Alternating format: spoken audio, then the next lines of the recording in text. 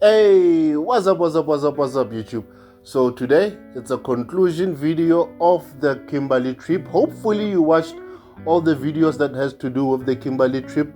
For what it is, guys, I cover my trips based on how I see them. I don't do anything extraordinary. The way you see it is the way I experience it. And I must say, the Kimberley trip, I really enjoyed it. So what I'll cover here is the going, the time spent there, and obviously the coming back. So in terms of the going, guys, and in terms of the bike, I didn't really do much prep except to make sure that at least I've got stuff like a raincoat, and so that I can handle the wet, basically. So waterproof gloves, so make sure I had that. I didn't have biking boots at that time when I went to Kimberley, but I've since, maybe I'll make a review of them in the coming days. But now I have riding boots that will make it better. So I didn't do a lot of prep work, guys, going to Kimberley, but obviously I went and I came back without any issues. The weather behaved itself, but I did try to prep myself a bit for the weather. And going there, I took the road that goes via Paris to Kimberley, and I must say, guys, I really enjoyed that road. I really enjoyed it. It's not a national road, it's more of a regional road. So it's not too big, so you are more close to nature, if I can say, and I really love that. So you find your mountains and stuff, they're not just too far from you. The trees, they're not too far from you. So I really enjoyed, I must say, passing the small towns. I really enjoyed the road going there. It was nice. The only thing with that road, or the route that I took to go there, was just before Boshoff. Boshoff is a town before Kimberley, and I forgot what's the town before Boshoff, but there was a gravel road. The Google Maps took me through a gravel road. Now, if you saw, the RT is a road bike, and I don't want to lie, until I got, and the thing is, even that gravel patch that you ride, if you have an adventure bike, one would have actually liked to travel there. I actually did like the scenery. I like the white, the right corrugated sand. It looked so nice, but unfortunately I was riding a wrong bike for that, which made it then uncomfortable for me. I feel if I was riding an adventure bike, I would have loved that road. I would have probably maybe even came back using that route, but as you would have seen, I used a different route to go back. But I really loved the route I took to go to Kimberley. It's you, the road, and the bike. You find that feeling, you get that feeling. So I really enjoyed it. And the small towns that you pass, man, that route did it for me. And then obviously got to Kimberley, started riding around, and first thing, as soon as I got to Kimberley, I got a good atmosphere about it. I don't know if you guys sometimes have it, but there's these things with towns sometimes when you pass through them and whatnot. So me getting into Kimberley, I really liked it and started doing my rounds. And there's really, I won't say, except for some statues here and there, there's nothing in terms of skyscrapers and stuff like that. There's not that thing for me when it comes to Kimberley. It doesn't have that nice buildings and things to actually see. It doesn't really have that. It's just like a normal town. It's a normal town to me. It didn't have anything extraordinary about it, but I really liked it. So I did my rounds there and no issues. I liked, so I greeted some people here and there, nice people, especially like when I go to shops, because they normally like to ask about the bike and want to take pictures of the bike, stuff like that. But going forward, I'll also try to capture more of that, because I still have this thing with privacy for other people when I'm recording. But I'm working on it, because one thing that I would like to have with this section of the channel, Ride With Me, is I want, because you meet people, man. Bikes, for some reason, they bring people. People like to see, people like to take pictures with it, unless if also driving palio but yeah, with bikes normally it brings that. I don't know why, but that's what bikes do. I don't understand it, but that's what happens. So one thing that, and especially with conversations, I also have some off the camera conversations, so I want to capture a little bit more of that. I want to start taking pictures with the people that actually stop me or want to take pictures with the bike. I want to start taking pictures so that I can put it up here, because some of them, they really like, oh, what are you doing on YouTube? Oh, okay, cool, so we're gonna appear, but then I'm not recording them, so I'm working on that. I still have this thing of privacy or other people's privacy, and maybe just exposing people on YouTube.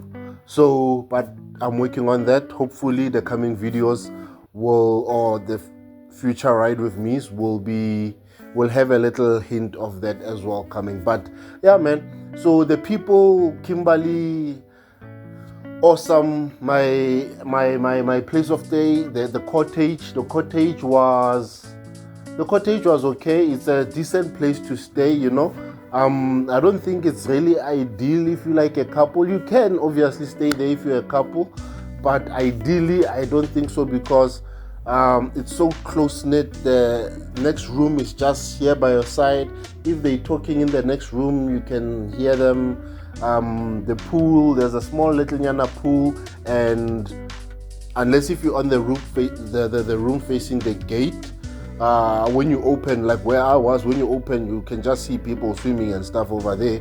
It's a small little swimming pool, even as so. But like for me as an individual who was riding there, I didn't see any problem, or I didn't mind, or I'm not too nitty-gritty, you see, so I like to understand. So there was people there with kids, and they were making noise here and there, but nothing out of the ordinary that one can complain about. But even I just like people and have fun, you're out to have fun, go have fun.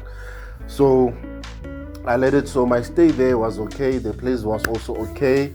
I went to the Kasi. The one thing that I'm not happy about that I didn't get to do in Kimberley is the not having to eat whatever they might call as traditional food for Kimberley.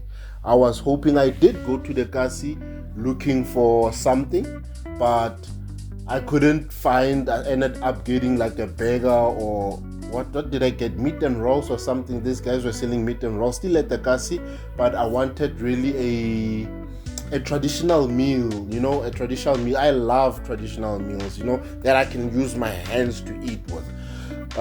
So I didn't get to do that, so I'm just a bit disappointed for that. But I already got a viewer just commenting that, hey bro, when you come back there by the Kasi, let me know, you'll show me the Kasi. I'm like, sharp me bro, I'll do that next time I'm in there.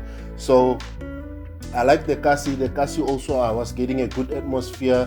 The people, like I said, like you saw, if you saw the wire chat with McKinnon, there's a video on that. So nice people, man. They are really, I think what makes Kimberley awesome is the people.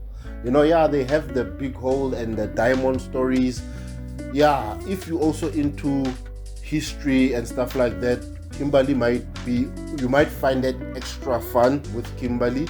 But for me, the first thing that makes Kimberley awesome was the people, man. The people made Kimberley, they made me like being in Kimberley. I went to the Big Hole, I interacted with some people in the tour while we were at Big Hole, cool people. And then you saw that I went to a car show. There wasn't anything, no funny businesses. People are also nice. I can ask them about their cars. Now, no issues, people were sharp. So I like the people. But the one thing that gets me with Kimberley, guys, is, it's so confusing to me. It confuses me so much. It's the language, like McKinnon said there on that video, their main languages is Setswana and Afrikaans. And most people there, I think it's colored people. But guys, this thing is so mind-boggling for me. How fluent everybody, that I spoke to or that I interacted to, whether it be at the big hole or at the shops. Even the lady, if you saw the video about the big hole, there was the guide there that was telling us everything about the big hole and the mines and the what and the what. When I went in, I met her before I even knew that she's a guide. I spoke to her and I was speaking Tswana with her. And when she speaks Tswana, it's like Tswana. The accent is Tswana, everything is Tswana. Ne?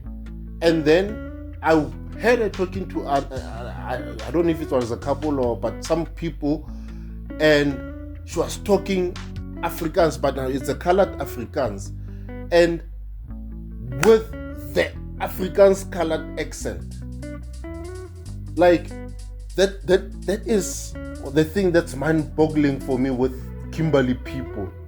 It's how fluent they are with their languages, and they have an accent for this language and an accent for this language. Usually, if let's say you go to Joburg, even Cape Town, and then you maybe talk to the coloureds there, and maybe they do know a traditional or a what do they call it?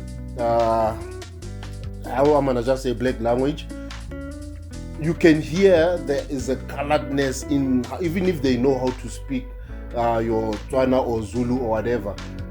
You can hear there is still that colored accent when they speak, even with some of my friends who can speak traditional languages, there's an accent. So if you close your eyes, you can hear, but probably this person speaking is a colored. Guys, at the cottage where I was staying, there's a point when I was about to go up, so I was refreshing myself, getting ready, and I could hear outside that there's kids talking and there's an adult, but they're talking Afrikaans.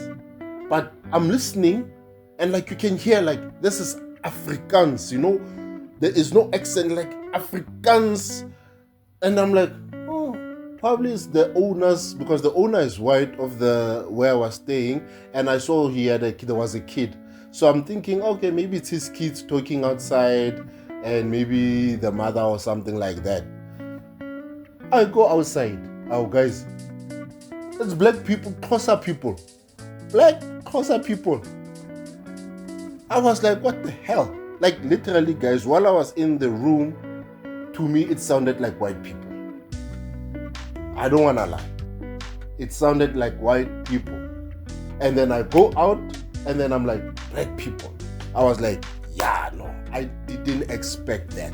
I really didn't expect that. So the one thing I started doing in Kimberley, when I saw a colored, I would start talking Tswana. And then just to prove these things to me, I start talking Tswana, and then they reply to me, and we speak Tswana, and you can hear their accent is Tswana, man. There's no colored. There's no colored. At other places, I found this, and then I talk colored, pure colored. Black people, same thing. If I try speaking Afrikaans with them, then they would hoy, bruh. Like, they will hoy some proper accent, colored accent. Okay, I think the accent of the Afrikaans mostly comes out as colored accent, even if it's black or colored. But even the blacks, it was coming fluent, bah. Like, if you close your eyes, like literally, you are not sure what that people is or what that person is. That's what I was getting. Even McKinnon, I spoke with him a little bit Tswana, and when he speaks Tswana, you won't swear he's colored. So, guys, I still find it mind-boggling, man. I still find it mind-boggling. But all of those experiences, they make me like Kimberley. So my time in Kimberley, guys, I liked it. I do want to go back again, like to experience like the garden. I don't know if you saw the garden. When I passed through the garden, that's where they chill. I think on Fridays after work, that's where they chill, and it gets packed. So it's people there with their cars, they drinks, they chilling there, doing their thing. Everybody is just, and it seems like everybody is just cool with everybody there, So, man, still want to experience that. Still want to experience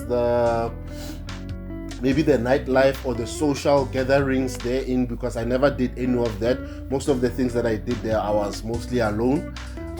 So I want to do more social with the people in Kimberley, just to get, the proper vibe of the people, and also just spend a little bit more time in the Kasi, chill a bit, talk to some people there at the Kasi. I love the Kasis, guys. That's why most of the things you'll find that I'm in the Kasi, I'm passing through the Kasi, so I'm doing a street of South Africa through some Kasi. So I love Kasis, So, but yeah, I want to experience more of the Kasi. I want to experience more of the social gathering of the people in Kimberley. So most probably one day, I don't know when, I'll go maybe to Kimberley. Maybe I'll just do it even outside Hide With Me. I don't know, but I think I want to go back there. Maybe even if I'm passing through, maybe going to another town. If I've got days with me on my side, then I can maybe just spend a night day in Kimberley before or while I pass through to go to wherever I'm going. But I would like to make another 10 in Kimberley to check it out, man. So that is my experience with Kimberley. I like it. Would I recommend anyone to go? Yes, I would. It's really the people make Kimberley awesome, man. The people make Kimberley awesome, and Kimberley is also clean. So yeah, so that's that with the Kimberley. And then the return trip. So obviously coming back, I didn't want to go back via that Boshoff road, but maybe if you pass Boshoff because there is a turn off. If you look at that video for when I just left the gravel, I did a right turn. So that right turn, it's a main road, that one that leads you to Kimberley. So probably that road comes from somewhere. So I feel like you can avoid the gravel, and then you can take the alternative, whatever that road is, and then you can just come through the town via that road through Boshoff right down to Kimberley. So I think there might be, I didn't know, I don't know even now, I have not checked it. But yeah, going back, I took the national road that goes via Christiana, Wolmaranstad, Klerksdorp, Poch, Joburg. I don't know if there's a town that I forgot there, but yeah, I think that's that. And I'm familiar with that route. And yeah, man, it's a national road, so there's lots of cars on the road. Okay, maybe not lots of cars, but there's cars on the road. The other one, like, you drive kilometers without seeing a car, many kilometers without seeing a car. So that one is cool. To go back, it was okay to go back.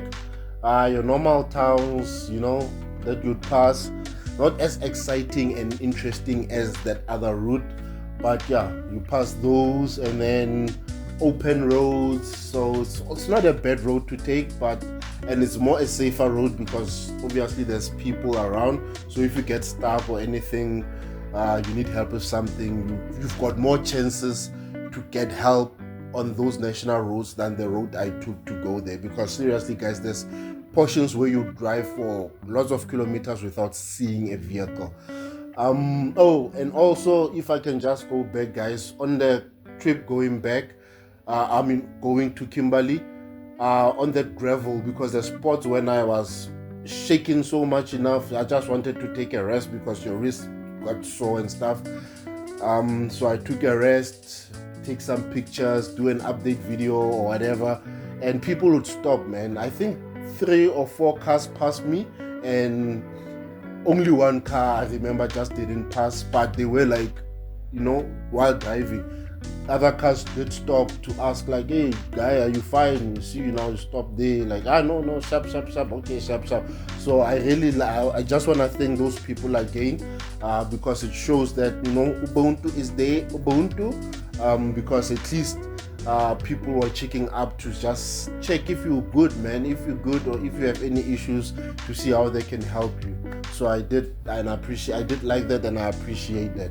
But yeah, going back, it was cool, man. There's nothing out of the ordinary really going back. Nothing happened. It's just open roads, 600 and odd kilometers to get home on open road.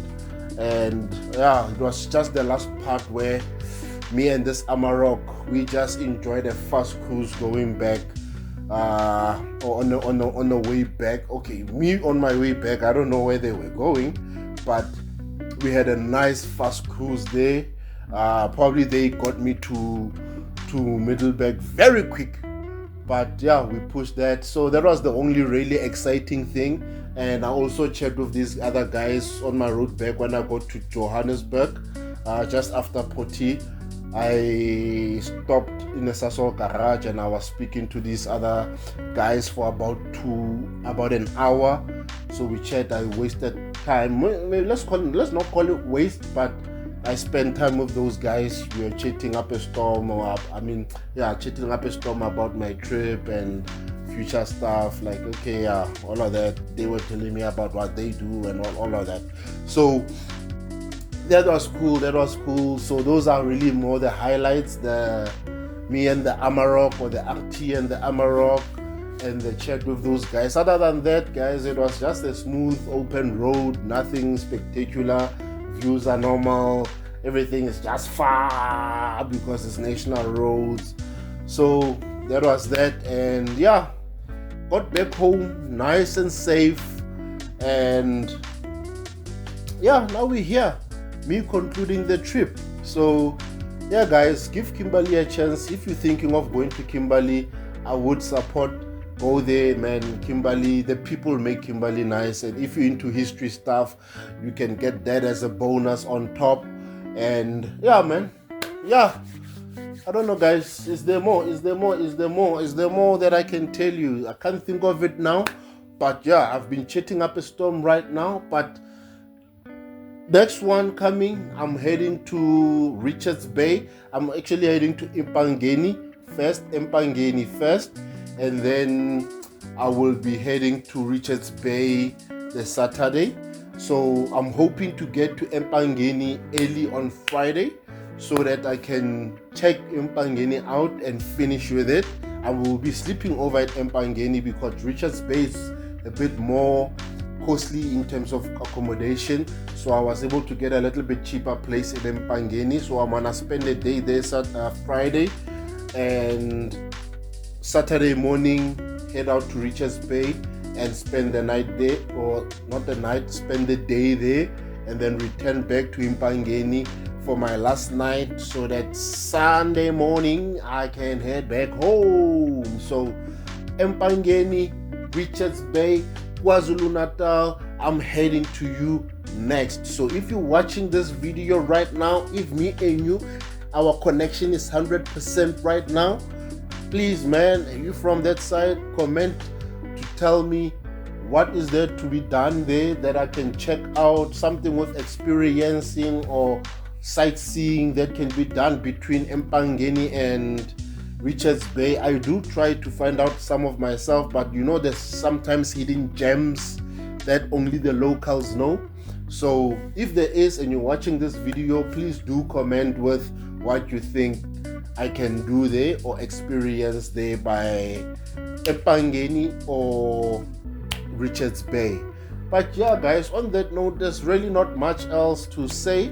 So I hope you're doing good. I hope you're doing great and going for those goals. Don't forget, guys, keep it going, keep it moving. As for me, I'll see you on the next one. Thank you for watching.